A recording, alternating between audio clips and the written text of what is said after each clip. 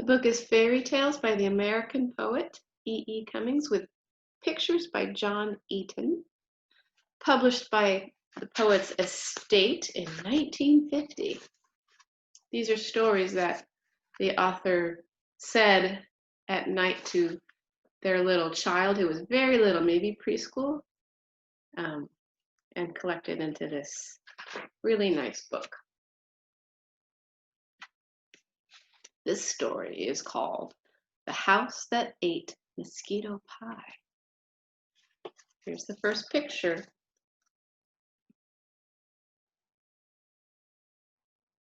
There's a little bird and a little house and just some clouds and flowers and a pot. All right, here we go. The House That Ate Mosquito Pie. Once there was a house who fell in love with a bird. The house was tall and empty and had a great many windows. Nobody lived in him because he stood on top of a hill, high away and off from anywhere, with no one to talk with except the morning to play with, and no one except the sunset, and no one except the twilight to confide in. There was the afternoon, of course, but the afternoon rarely came near the house because the afternoon was too busy putting the moon to bed. And there was the night too, but the night was fondest of wandering and wandering among all the bright and gentle kinds of flowers, which you and I call stars, because we don't know what they really may be.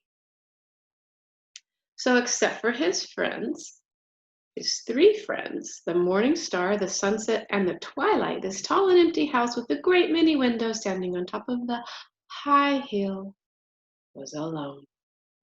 Now one day, while the empty house was playing at shadows with the morning and trying to amuse himself and forget how really lonely he was, always on top of the high hill, there was a sound in the air as if 2 or 3 or perhaps 4 white clouds were whispering together.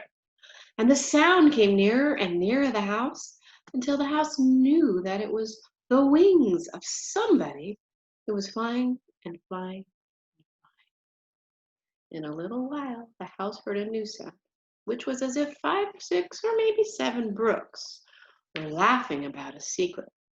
And the sound grew higher and clearer until the house knew that it was somebody singing and singing and singing. The house trembled all over with happiness and listened with all his might and looked everywhere out of all of his windows, trying to see who the flying and singing somebody might be. Suddenly, out of the corner of one of his highest windows, he spied a little person floating and floating and floating in the air, wiggling a pair of tiny wings and singing as beautifully as if there were thousands of people to hear her sing. This little person was all alone, high up in the air over the green world.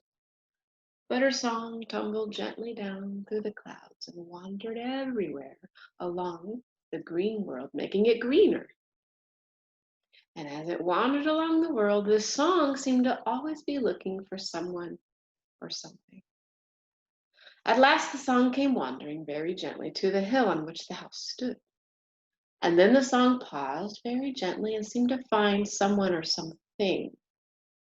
After a moment, it began again and climbed slowly and gently up the hill, while the little person floated gently and slowly down and down and down through the air. And the heart of the empty tall house stood quite still as the song and the flying person came nearer and nearer and nearer, for the house knew, all inside of himself, that the song was looking for nobody but him, and that the singing, floating, flying person was coming to see him and nobody else. Out of all the sunlight and all the air and all the world and all the sky. And that was true.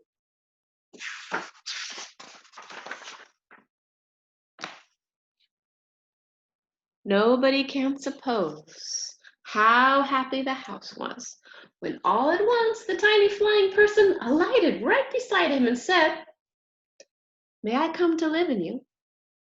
The house answered very humbly and very happily, "Now I know why I have been very lonely forever and ever, such a long time. It was all for this day. Please live in me and never stop living in me until we both stop living." Then the bird thanked him and promised, and the house made all his rooms beautiful just by feeling happy.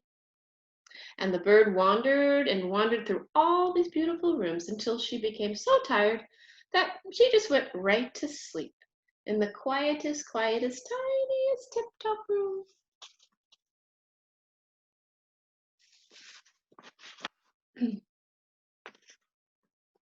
When the bird woke up the next morning, she found the house all filled with sunlight and knew that she was happier than she'd ever been before. So she sang to the house. And as for the house, he loved her so much that he washed all its windows and wound up all his clocks and swept all the stairs and finally painted himself all over with fresh, bright new paint. And by that time it was towards noon, and he felt hungry and tired. "What shall we have for lunch?" she said to the bird. The bird thought and thought. Finally she said, "Since you're such a beautiful house, and since I love you so much, I should like to fly out and catch some mosquitoes so that we can have a bit of mosquito pie." "That's a fine idea," the house said, "for I'm really very hungry indeed after painting myself all over new." "I'll be right back," said the bird, and she flew out of a window in the house and went up and up and up into the sweet, warm air, singing and singing and singing and singing, while the house looked after her, smiling all happily to himself and thinking, "My, how lucky a house I am after all." But just when he thought she had disappeared because he couldn't hear her singing anymore, she came hurrying through the air, silently down and down and down, and very gently alighted in the tip-top window and whispered, "Shh, some people are coming." "People?" said the house and looked up. "I don't see any." "They're coming up the hill," the bird whispered. "Don't you see them?" And as she spoke, it grew dark. The house looked again, and sure enough, she saw 3 people climbing the hill. "By Jove," he whispered, "what shall we do?" "Let's keep very still," the bird whispered, and the house whispered, "All right." And the 2 of them cuddled up close together, and they smiled to one another, and they didn't say anything in the darkness. Then up the road that led to the house came the 3 people, and they all lifted their heads up and said, "Oh, look what's there. It's a house, to be sure."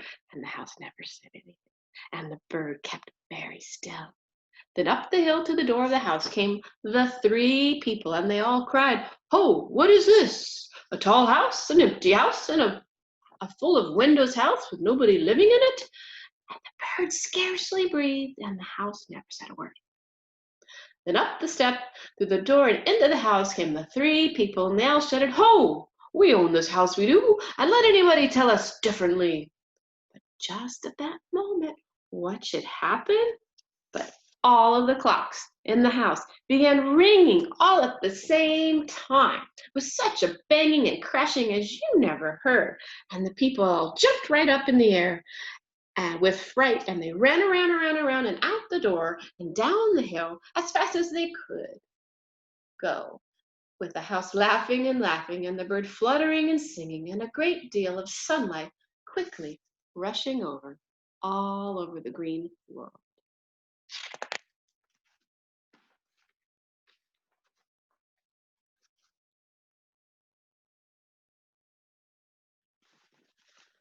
So then the bird flew out and caught mosquitoes until she had enough for a delicious pie.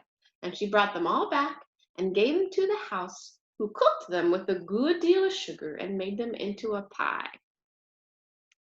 And so the bird and the house each ate 3 big helpings of perfectly delicious mosquito pie. And let me tell you that they felt very well indeed afterward.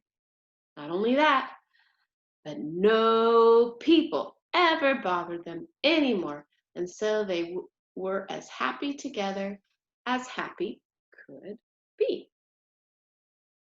The end.